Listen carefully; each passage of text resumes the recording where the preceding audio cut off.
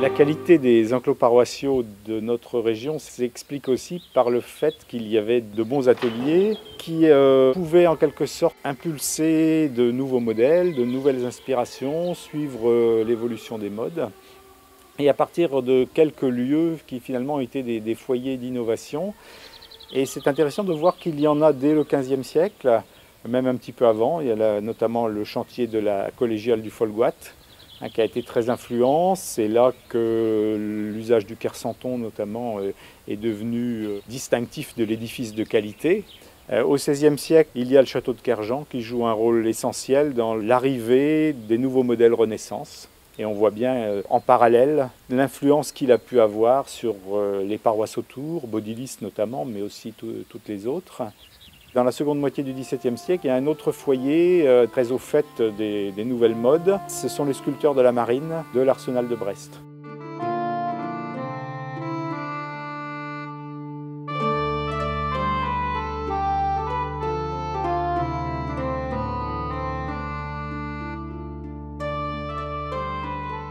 Quand on voit Kerjan, il s'agit d'une architecture civile. Il y a énormément de points de comparaison entre ce château et puis toutes les églises, tous les enclos qu'on trouve aux alentours.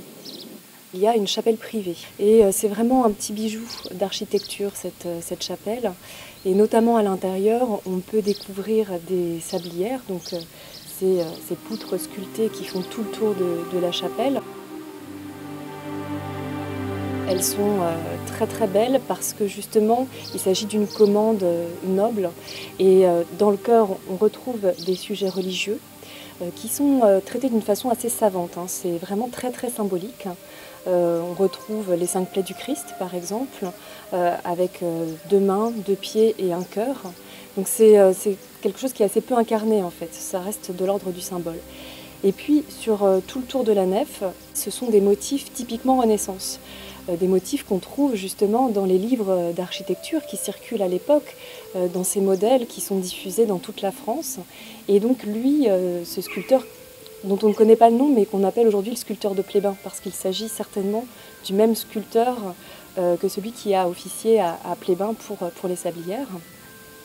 Donc ce sculpteur a choisi de représenter des têtes de lion, des mascarons, des cuirs enroulés, des poutis. Et donc c'est un décor très précieux en fait, qui se trouve dans la chapelle de Kerjan.